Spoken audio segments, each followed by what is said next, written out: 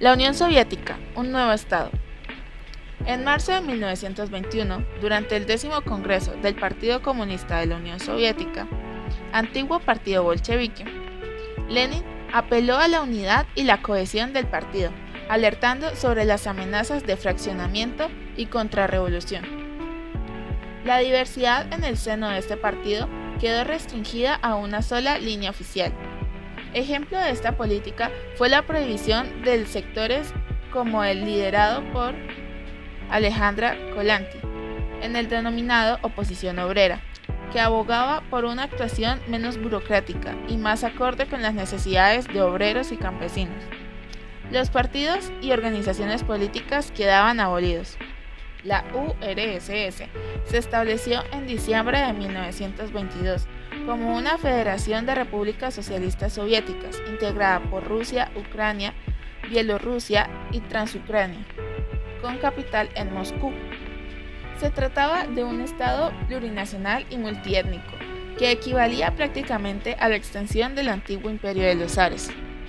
Estaba regida por un solo partido, el PECUS, establecido en cada una de las repúblicas. Hasta 1945, la URSS constituyó el único estado comunista del mundo. En 1923 se elaboró una nueva constitución en la que se delimitaban las competencias del nuevo Estado en materia de planificación económica, defensa, papel de las repúblicas, a la que se le reconocía el derecho a la igualdad y se respetaba en teoría la posibilidad de abandono de la Unión. El órgano supremo legislativo residía en el Soviet Supremo, constituido por los delegados de los soviets de las repúblicas. Era elegido por sufragio universal e indirecto. El Soviet Supremo elegía al Presidium, cuyo presidente era el jefe de Estado de la URSS. Igualmente, elegía al Consejo de Comisariados del Pueblo, una especie de Consejo de Ministros. Toda la organización política quedaba controlada por el Partido Comunista, muy jerarquizado, cuyo principal órgano era el Comité Central, dirigido por el secretario general. En 1922 fue elegido como tal Stalin. La misión del partido era implantar la dictadura del proletariado como paso previo a la consolidación del socialismo y finalmente del comunismo. El control del Estado por parte del PECUS convirtió a la URSS en un Estado totalitario. En 1924, la URSS normalizó sus relaciones con el exterior y numerosos países la reconocieron. La construcción de un nuevo Estado no estuvo exenta de problemas. La enfermedad y muerte de Stalin en 1924 dejó en suspenso la cuestión de la sucesión del líder. Había varias tendencias en el seno del partido. La de Bukharin, favorable al socialismo progresivo y acompasado, la de Trotsky, partidario de la revolución permanente, era contrariado a la NEP, y la de la extensión internacional del comunismo. Ambas fueron superadas por una tercera, la defendida por Stalin, quien desde su puesto de secretario general del PECUS pretendía consolidar la revolución en Rusia antes de transportarla a otros países. A la muerte de Lenin se nombró una troika, que se encargó de la dirección del partido. En ella no participó Trotsky, pero sí Stalin, que fue desplazando progresivamente a los viejos dirigentes revolucionarios hasta quedarse con el poder absoluto. En 1925, Trotsky fue expulsado del PECUS, desterrado en 1927. 2 años más tarde tuvo que exiliarse de Rusia. Por último, hablaremos del periodo de Stalin. La época de Stalin constituye la segunda etapa de la Revolución Rusa y comprende cronológicamente desde finales de los años 20, en el que Stalin toma las riendas del poder soviético hasta su muerte, acaecida en 1953. Fallecido Lenin en enero de 1924, se planteó un tema sucesorio. Stalin no consiguió inmediatamente el control del partido y el Estado soviético. El Estado quedó en manos de una dirección elegida, llamada Troika, que ya había asumido el poder durante la enfermedad del líder. Esta estaba integrada por Zinoviev, Kamenev y el mismo Stalin, quedando marginado de la misma Trotsky.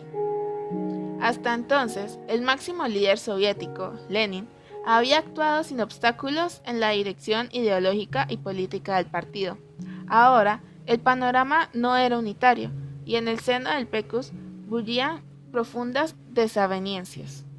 Todos estaban en desacuerdo. Tenían varias ideas que eran contrarias y la integridad del partido estaba comprometida.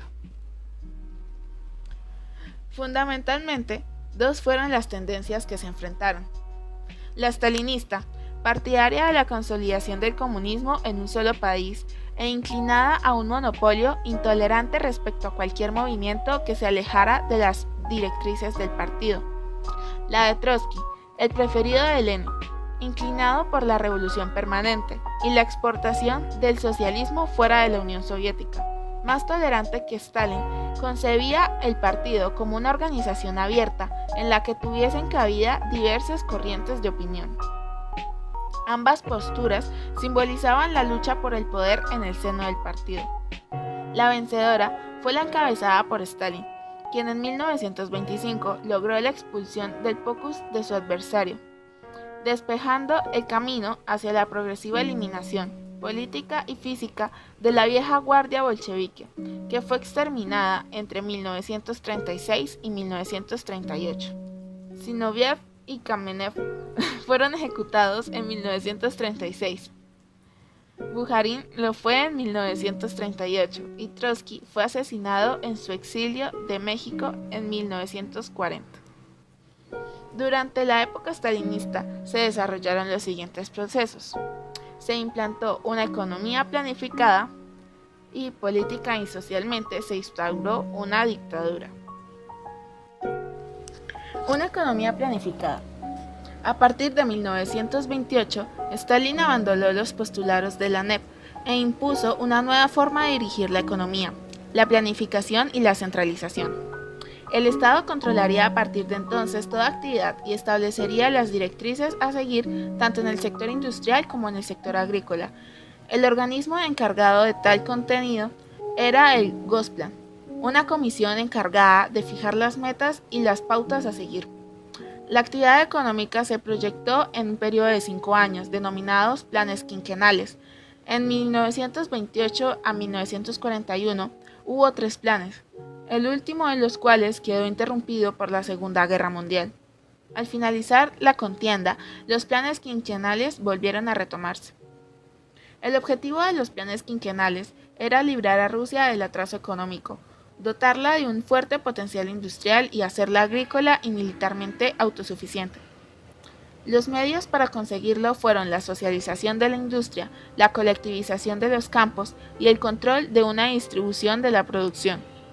La planificación afectó a todos los campos de la economía: inversión de producción, consumo, salarios y precios. Dejó de lado cualquier tipo de autogestión de los obreros y las empresas. Se suprimió el sistema mixto de la propiedad estatal y privada y se volvió al dirigismo estatal en las fases iniciales de la revolución.